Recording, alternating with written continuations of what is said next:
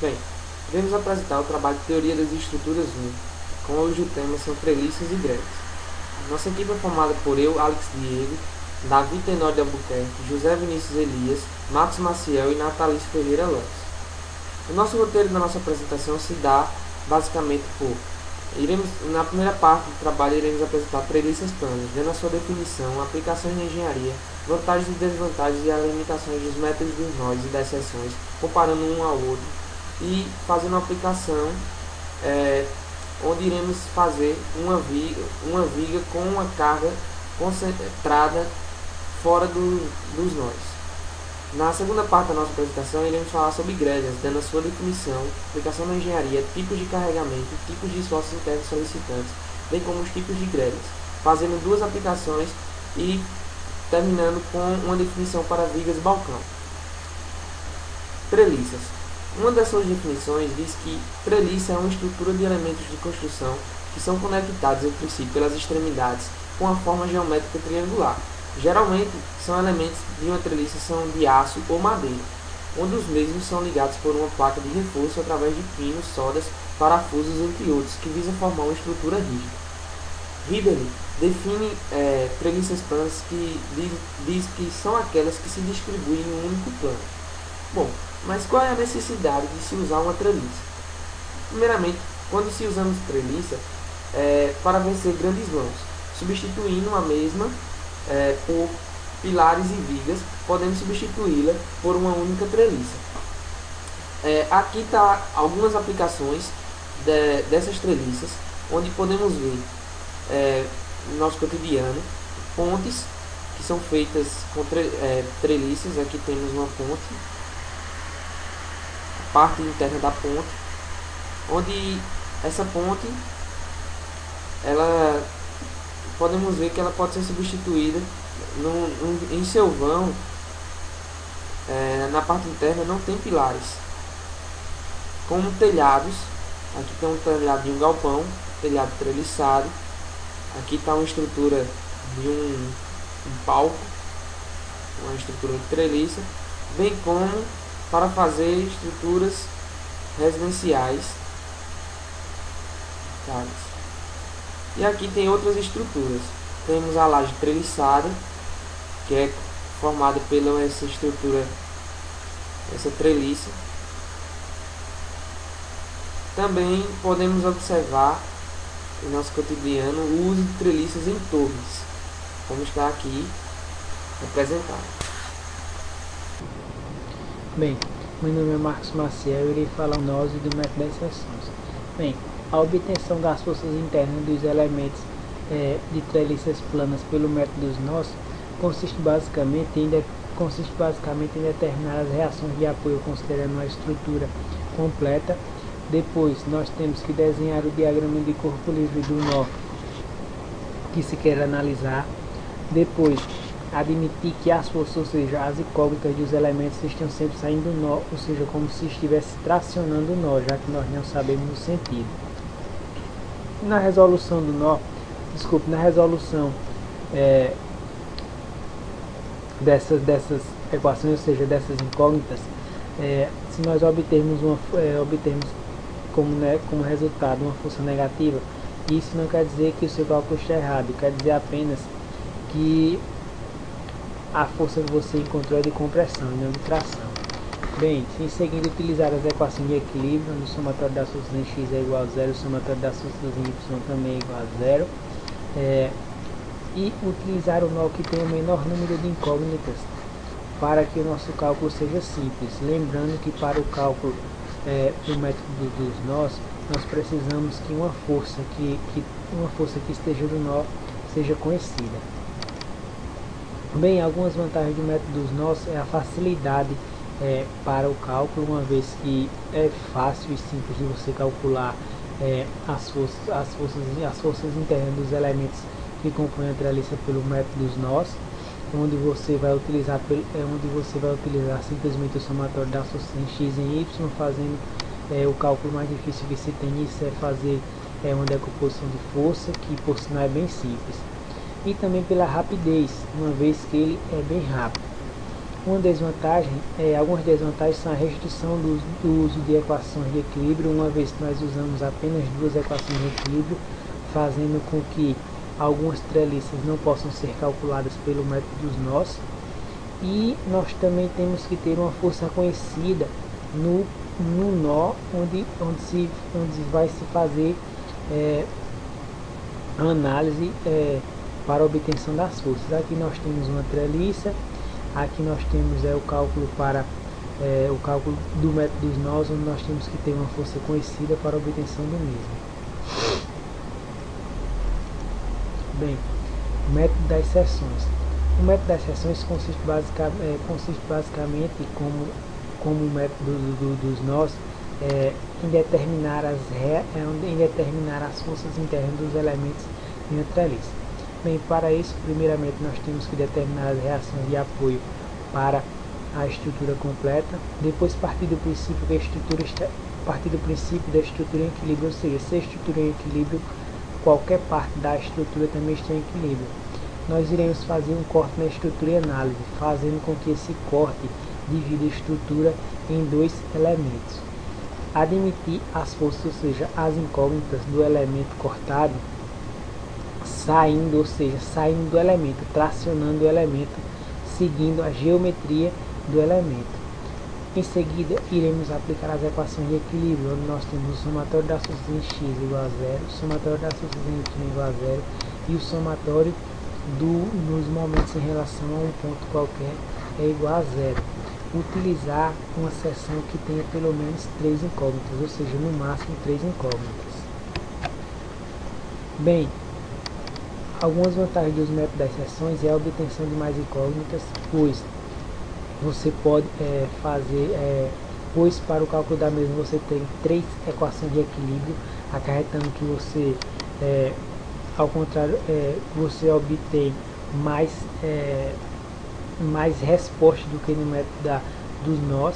A versatilidade, uma vez que você, no corte que você pode fazer, você pode ter a obtenção de 4 incógnitas, colocando um ponto no local adequado, você pode eliminar 3 forças, obtendo o resultado para a força restante. Aqui, como vocês podem ver no exemplo, no corte de uma seção aqui, nós temos 3 forças fazendo o somatório dos momentos em relação a um ponto. Nós eliminamos as 2 forças e ficamos com apenas uma força. Fazendo o momento em relação a essa força, nós iremos descobrir, fazendo o momento em relação a esse ponto, nós iremos descobrir a magnitude dessa força. Uma desvantagem é a complexidade em relação ao método dos nós, porque ele é bem mais difícil de ser calculado do que no método dos nós. Bem, as comparações entre os dois métodos são: o método dos nós é bem mais simples de ser calculado do que os métodos das seções, ou seja, é menos trabalhoso. Com o método das seções tem-se mais equações de equilíbrio, ou seja, o método das seções é melhor por se tratar de um método em que você tem 3 equações de equilíbrio, obtendo mais incógnitas de cada seção. É ao contrário do método dos nós, onde você só tem 2 equações de equilíbrio, então se restringe a duas incógnitas. Há treliças que apenas com o método dos nós não podem ser calculadas. Nós temos como exemplo vigas em K, uma ponte treliçada com uma ponte treliçada com treliças em K, desculpe, onde nós utilizamos o método das seções, pelo menos no nosso trabalho, porque não estávamos conseguindo pelo método dos nós, saindo algumas partes somente pelo método das seções. E ambos os métodos calculam as forças internas de uma treliça. Bem, é isso. Agora iremos calcular os esforços internos da viga, treliçada abaixo pelos métodos nós e pelos métodos de seção, bem como explicar o procedimento para calcular a força que está sendo exercida fora do nó. Aqui temos a nossa treliça e podemos observar que temos uma força fora do nó. Essa força ela está centrada no nó a uma distância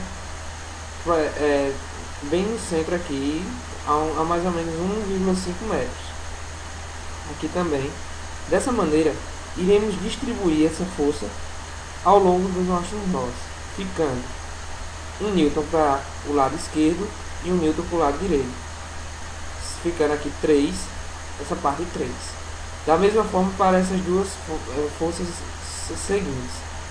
Dessa maneira teremos uma força, uma carga distribuída igual a 3 newtons, 4 newtons, 4 newtons e 3 newtons. Nossas reações.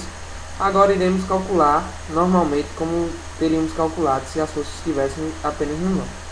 Utilizando o método dos nós, na articulação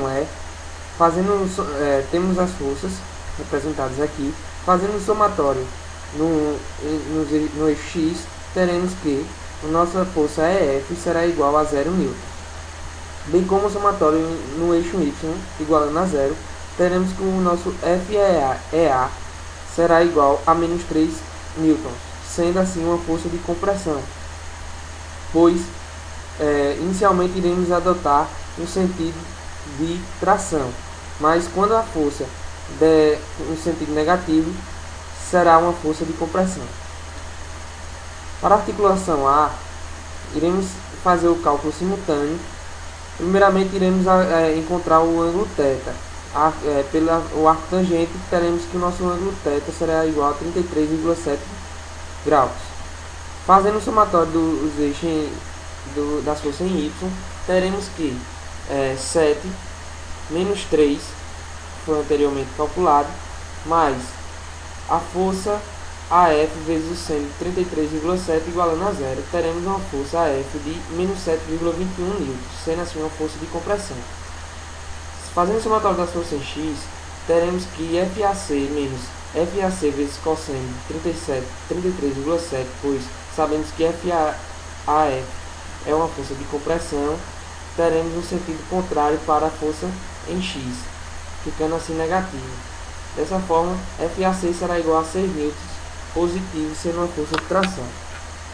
Da mesma forma, podemos calcular na articulação F, fazendo o nosso somatório de força em Y e em X. Teremos assim um ângulo beta igual a 56,3 graus. Fazendo o somatório em Y, teremos uma nossa força F de FC igual a 0 newtons. Fazendo o somatório em X, teremos a força de FG igual a menos 6 newtons, sendo assim uma força de compressão. Da mesma forma, iremos calcular a articulação C. Fazendo o somatório em Y, encontramos uma força CG igual a 0 newtons. Fazendo o somatório em X, teremos uma força FCD de 6 newtons, sendo assim uma força de tração.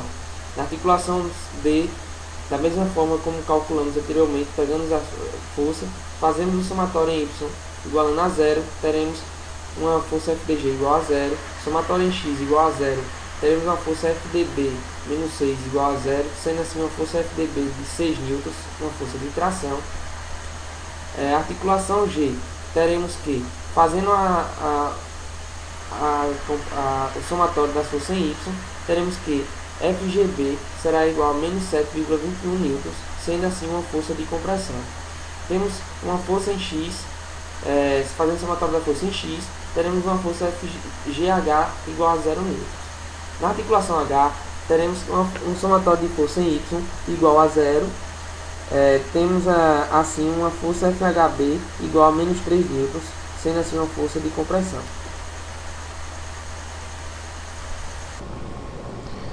Bem, agora irei calcular o exemplo proposto pelo método das seções. Bem, aqui nós temos a nossa estrutura treliçada. Nós vamos fazer as seções da mesma.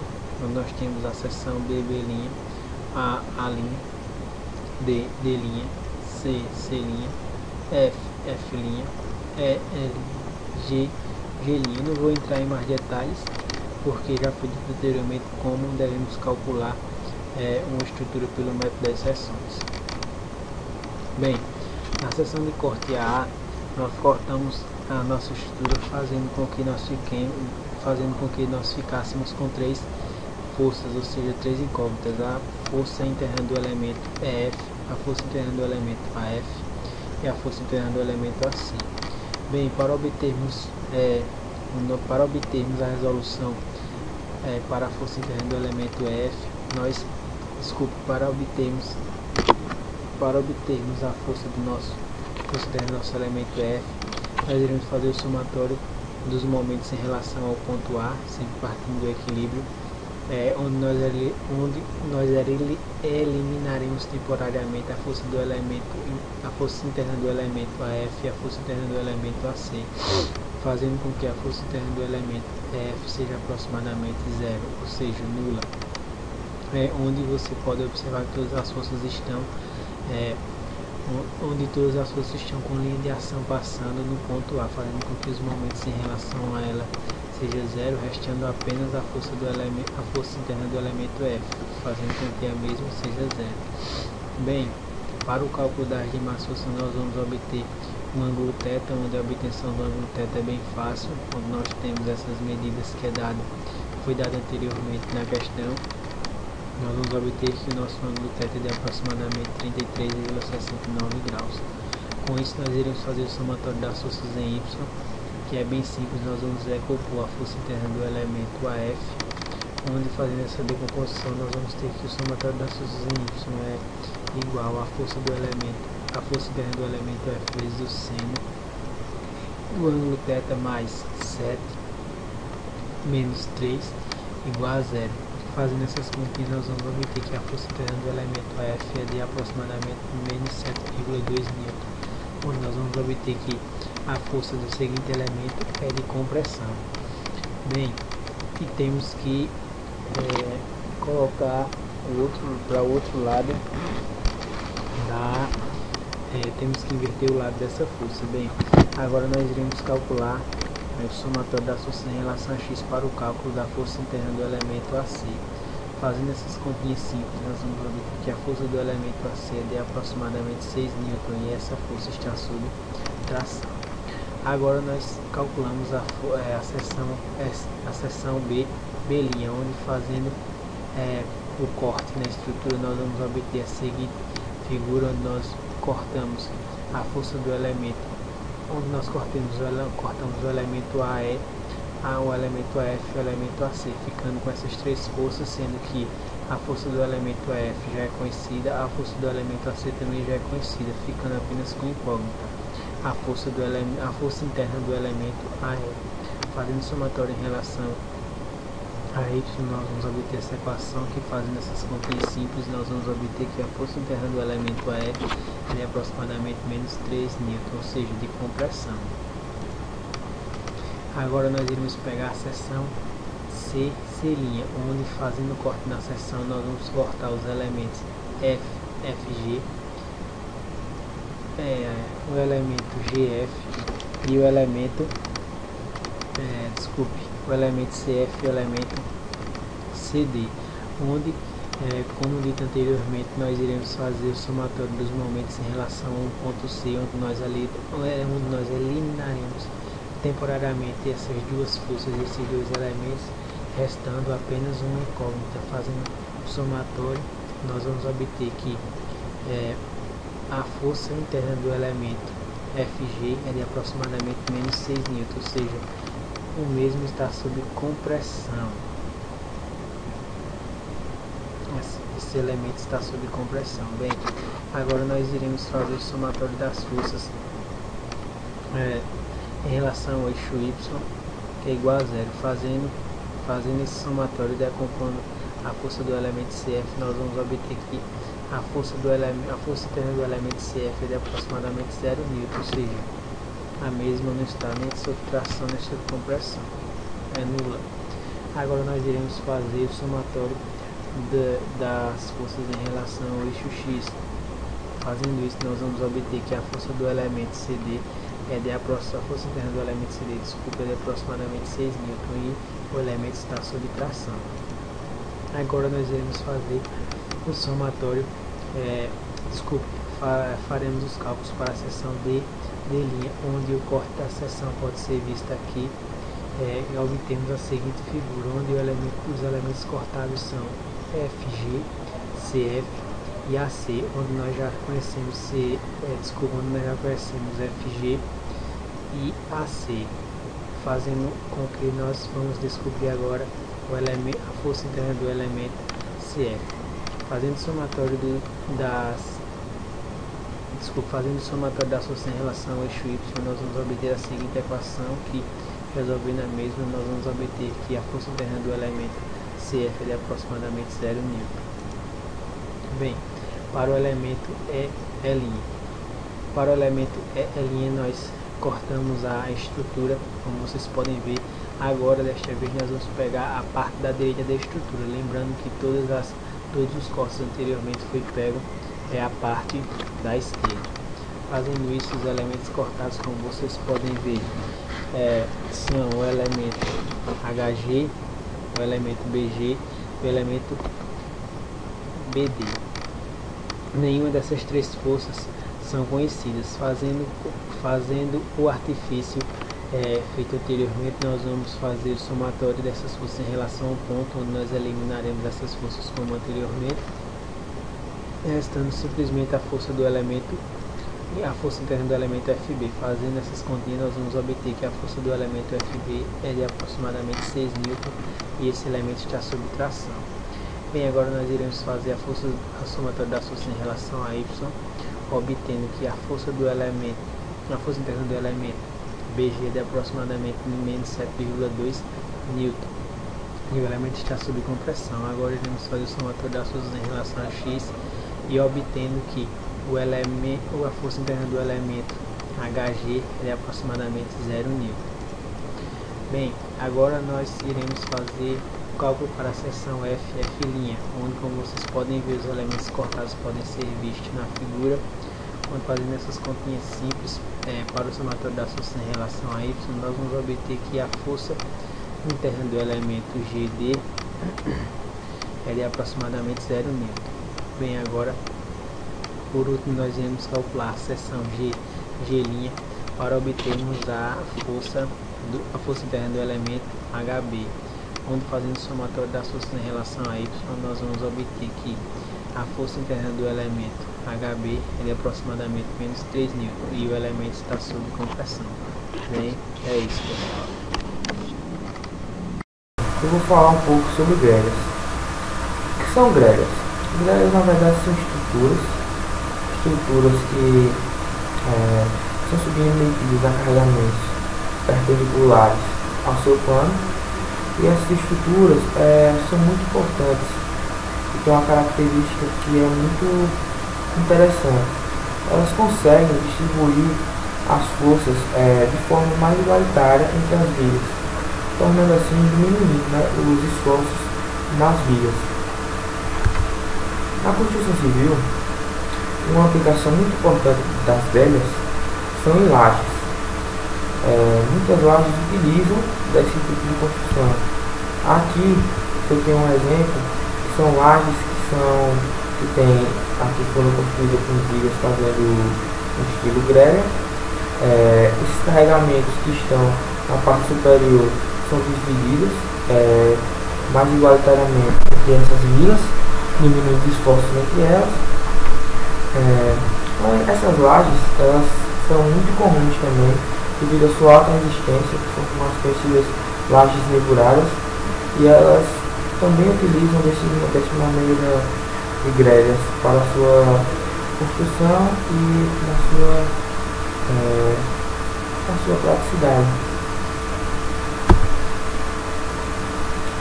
Além de lajes, as gregas elas podem ser utilizadas para uma infinidade de situações, dependendo da necessidade que foi proposta.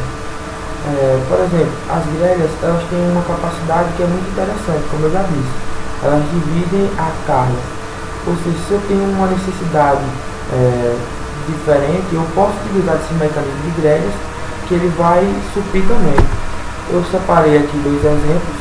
Um exemplo aqui é de um telhado que ele foi construído. Esse telhado ele foi revestido com vidro, e o esquema de gregas aí é muito interessante, porque ele torna esse telhado seguro a possíveis cargas que estejam ali em cima. Ele divide essas cargas entre todas essas vigas de madeira e esse telhado. e não deixa, apesar de ser uma construção com vidro e madeira, que é uma construção um pouco mais frágil do que o concreto, alvenaria, ele não tira essa capacidade de segurança desse telhado, torna bastante seguro. Outro exemplo também muito importante, muito interessante de se ver, foi o estádio olímpico, o estádio de Pequim.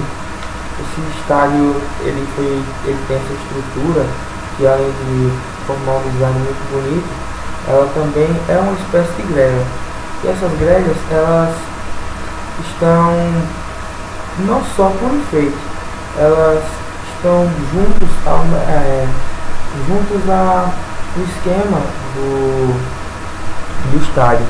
Elas integram paredes, elas integram escadas, e elas também são fundamentais para a sustentação e funcionamento desse estádio. Os tipos de carregamento em grelhas, eu coloquei que são, no caso, forças concentradas e forças distribuídas. Aqui eu tenho um exemplo, que é uma força, no caso, concentrada, esse ponto P aí, ela é concentrada nele e ela, no caso, foi distribuída nas vigas, como eu disse, mas esse carregamento também poderia ser um carregamento distribuído entre todas as vigas. E também distribuiria-se assim entre outros também, entre outras vigas também. Os tipos de esforços internos solicitantes nas grelhas são 3 tipos, né? São o momento fletor, que é a capacidade da viga se deformar assim, no caso, para fazer aquela barriga. O momento torsor, que é dela torcer de uma para o lado, outra para o outro. E também a força cortante, que é, no caso, o cisalhamento. E os tipos de grelhas, eu separei 2 tipos aqui, que são as grelhas com malha quadrada e as grelhas com malha oblíqua. As grelhas com malha quadrada formam uma 90 graus, mas formando quadrado, e a com malha oblíqua também forma 4 ângulos de 90 graus, agora formando. Bom pessoal, meu nome é Natalício Ferreira Júnior e vou dar continuidade à parte de grelhas, realizando a primeira aplicação. Antes de resolvermos o primeiro exercício, é importante lembrarmos alguns conceitos importantes. Por exemplo, em grelhas, os esforços internos solicitantes são o esforço cortante, o momento fletor e o momento torsor, onde a gente pode defini-los como: o esforço cortante é a soma de todas as cargas que atuam perpendiculares ao eixo da barra em estudo, como a gente vai dividir a nossa grelha em barras. O momento fletor é a soma de todos os momentos que provocam o giro da seção em torno de um eixo contido pela seção transversal da barra em estudo. E o momento torsor é o momento que provoca o giro da seção em torno de seu eixo longitudinal. É importante salientar que o momento fletor que atua em uma determinada barra, quando fizermos a divisão da grelha, ele fará o efeito de momento torsor em outra barra que estiver perpendicular a ela. Sendo assim, podemos então partir para a primeira aplicação, onde devemos calcular os esforços internos solicitantes na grelha triapoiada mostrada na figura e fazer o diagrama dos esforços internos. Como vocês podem ver, temos uma estrutura de grelha triapoiada, ou seja, está sobre 3 apoios. Esses 3 apoios estão nos pontos B, C e E respectivamente e produzem reações verticais. Antes de iniciar os cálculos, vamos para a parte do cálculo das reações. Bom, para calcular as reações, para encontrar a reação vertical E, faremos um momento em relação à barra BC, pois eliminamos as incógnitas VB e VC e podemos encontrar a nossa reação E, de acordo com o seguinte cálculo. O braço de alavanca de VE, que é 4 metros, vezes VA, menos a força de 10 vezes o seu braço, menos a força de 30 no ponto F, vezes o seu braço, menos a força de 40 no ponto A, vezes o seu braço, obtemos que VE é 60 kN. Lembrando que o sentido positivo do momento foi o sentido anti-horário. Da mesma forma, fazemos o momento em relação à barra CE. com o intuito de calcular a reação vertical no ponto B. Mais uma vez, utilizando o sentido positivo como sendo um anti-horário, observamos que, fazendo os devidos cálculos de suas forças e seus braços de alavanca, que a reação vertical no ponto B será de 20 kN. Obtendo assim as duas reações VB e VE, ficamos apenas com a incógnita VC, onde podemos encontrá-la facilmente fazendo o somatório das forças verticais, adotando o sentido para cima como positivo. Desta forma, podemos encontrar que VC será igual a 0 kN. Bom, tendo ciência das reações, podemos então partir para o cálculo dos esforços internos solicitantes. Como foi falado anteriormente, vamos dividir a nossa viga. Por exemplo, pegamos a parte AB e engastamos a viga em B. Como vocês podem observar, teremos apenas a força de 40 kN para baixo no ponto A, com o nosso observador considerando mesmo estando abaixo da nossa viga e o X começando da esquerda para a direita, o X da seção. Sendo assim, a nossa seção 1 vai de 0 a 2 metros, o X, e como vocês podem ver no diagrama, temos o momento torsor, o momento fletor e o esforço cortante. Fazendo o somatório das forças ao longo do eixo Y, adotando para cima como positivo, temos que o momento cortante é de menos 40 kN. Fazendo o somatório dos momentos em relação a S1, obtemos um momento fletor de menos 40x kN vezes metro, onde, derivando o momento fletor em relação a x, obtemos o esforço cortante. Neste caso, não irá haver momento torsor, pois ainda não foi feito nenhum cálculo de nenhuma barra perpendicular a esta que possa fazê-la girar em torno do seu próprio eixo longitudinal.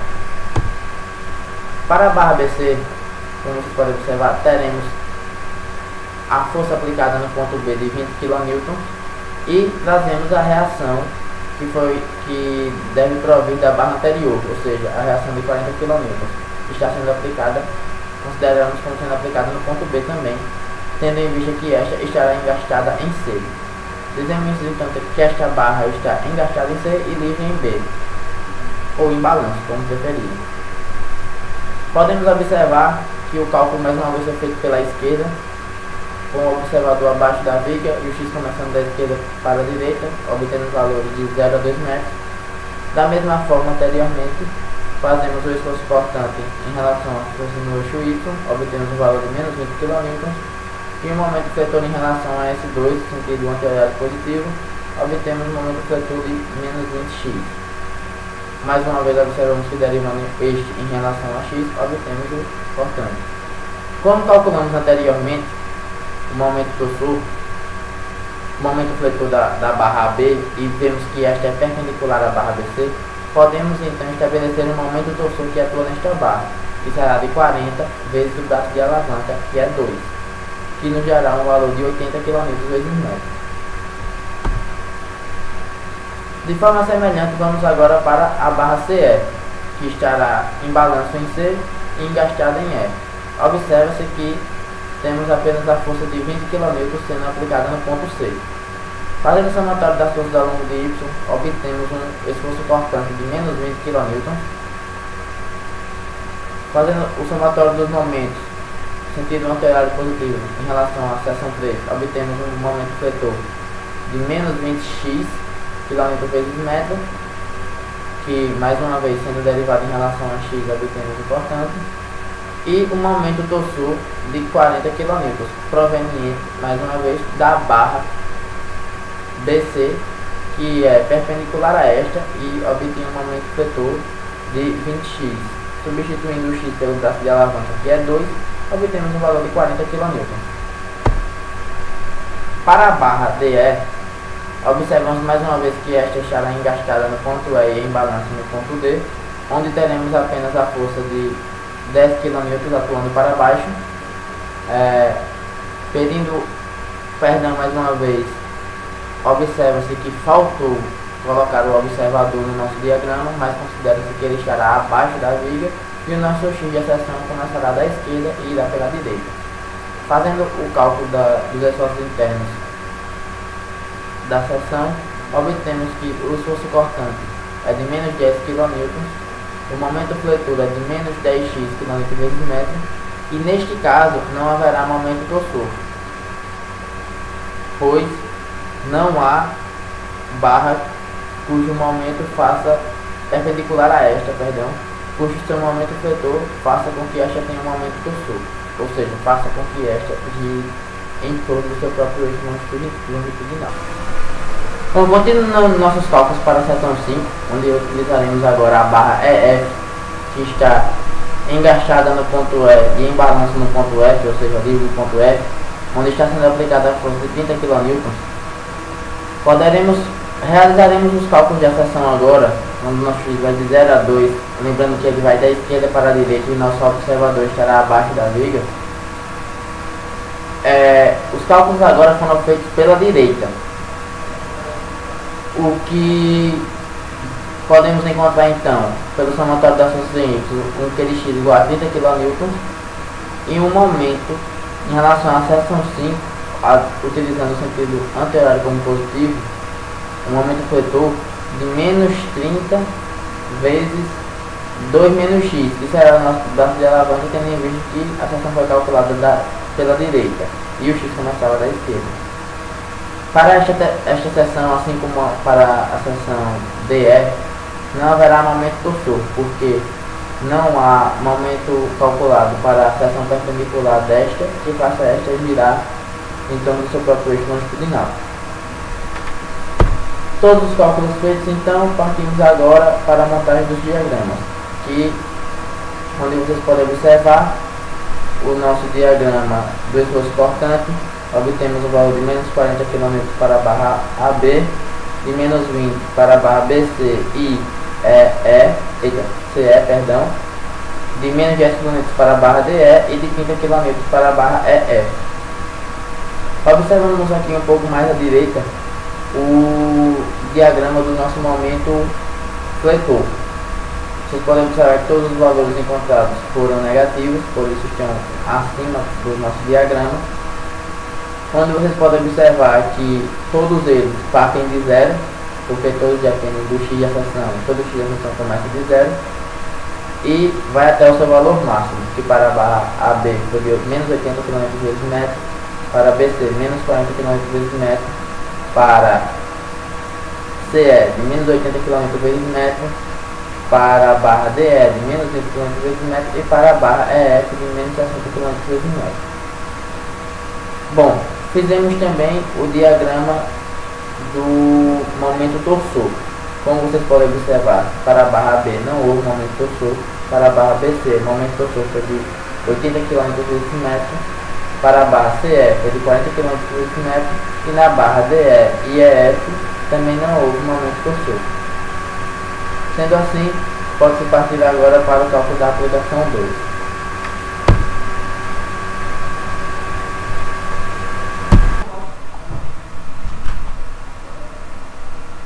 Bem, agora nós vamos responder o segundo exemplo de grelhas. Vamos calcular os esforços solicitantes na grelha triapoiada a seguir.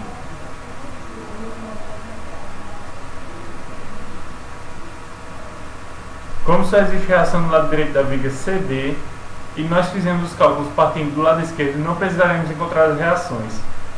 No caso, as reações não entrarão nos cálculos, então seria desnecessário encontrar. Primeiro definimos que nossas seções partem do lado esquerdo para o lado direito. Então nós teremos o nosso QX para baixo, o nosso momento no sentido anti-horário e o nosso momento fletor para a direita. Agora vamos calcular a seção 1, que pega a viga AB. Nós definimos que cada viga é engastada uma na outra. Então nós adotamos a nossa viga AB como tendo um engaste, só que esse engaste é ligado na viga BC. Definimos o nosso observador aqui, tendo a seção da esquerda para a direita. Então fazemos agora os cálculos das forças em Y para achar nosso esforço cortante. nós teremos essa força aqui para baixo, que será menos 10, menos o nosso esforço cortante, que também será para baixo. E nós teremos então menos 10 menos Qx, então nosso esforço cortante será menos 10 kN. Aqui nós teremos um momento de 10 vezes a distância em x da nossa seção. No caso, quanto maior for a distância em x, maior será o momento. Então nós teremos mais 10, porque vai causar um momento no sentido anti-horário, mais nosso momento em x, que está no sentido anti-horário. Aqui nós podemos ver que o sentido positivo é o sentido anti-horário. Então nosso mx vai ser menos 10x. Aqui nós não teremos momento torsor, pois esta viga não terá nenhuma outra que causará um torsor nela. Agora vamos para a segunda seção, onde nós temos a força de reação que acarreta na viga BC, que vai ser de 10 kN, que é justamente a força que está na outra viga.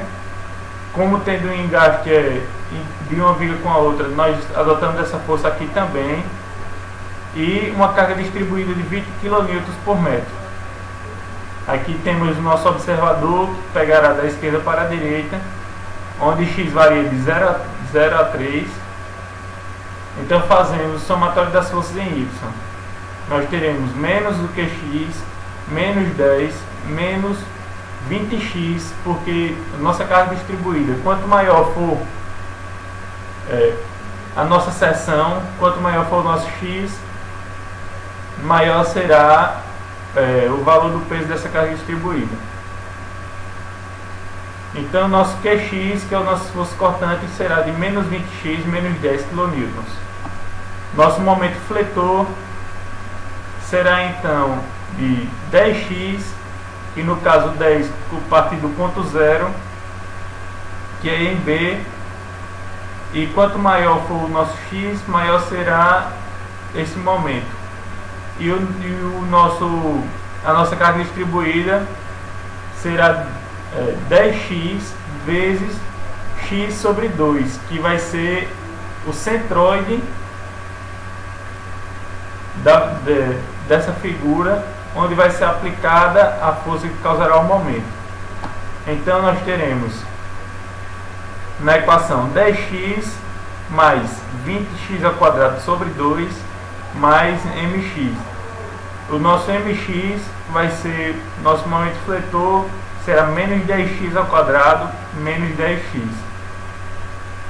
O nosso momento torsor será então de 10 vezes 3, que será da nossa viga AB, que terá um momento que causará um giro em torno do próprio eixo da nossa viga BC, de 10 vezes 3, que é a distância de B até A. Agora nós faremos Tx, que vai ser o nosso momento torsor, igual a menos 30 kN metro. Será o nosso momento torsor. Agora vamos para a terceira seção, onde nós teremos, como uma viga é engastada na outra, as forças da outra viga cairão nessa terceira viga CD. Então nós teremos uma força para baixo de 70 kN. Fazendo o somatório das forças em Y, para calcular o esforço cortante nessa viga, e nós teremos menos 70 menos Qx igual a 0, que será Qx igual a menos 70 kN. O nosso momento fletor será 70x, que no caso a nossa força de 70 kN vai aumentar junto com x, mais o nosso momento fletor, que será menos 70x. kN/m. O nosso momento torsor será menos 10 vezes 3, menos 20 vezes 3 vezes 1,5, que vai ser o centroide da nossa... a distância de C até o centroide da nossa carga distribuída. Esse 3 é 20 vezes 3 é a força da nossa carga distribuída. E esse 10 vezes 3 vai ser o 10, que é a nossa força concentrada, vezes a distância de C até B. Aí, mais o nosso torsor, que vai ser igual a 120 kN/m. Aqui nós temos o diagrama dos esforços, dos esforços solicitantes, esforços internos solicitantes. E aqui vai ser o nosso momento torsor, o diagrama do nosso momento torsor, o diagrama do nosso... Aqui é o diagrama do nosso esforço cortante e aqui o diagrama do nosso momento fletor.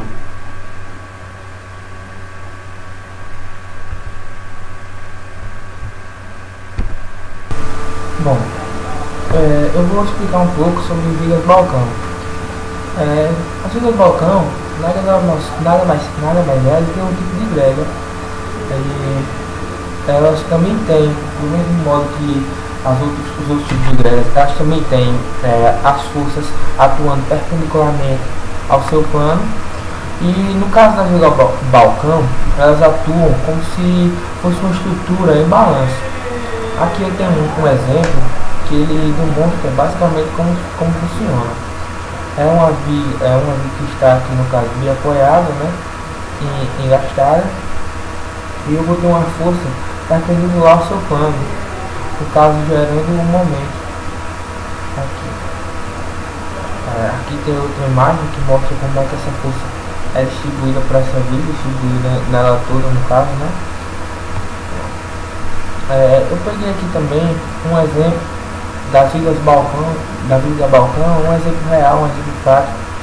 Aqui a gente tem uma construção aqui, e aqui tem esse exemplo aqui, demonstra uma viga balcão, aqui também outro, aqui também. Percebe-se que elas têm umas formas arredondadas ou poligonais. Geralmente elas costumam ter esse mesma forma sempre. A carga que está sendo aqui empregada também é dividida nas vigas onde elas estão apoiadas, e o que temos para falar do balcão é isso.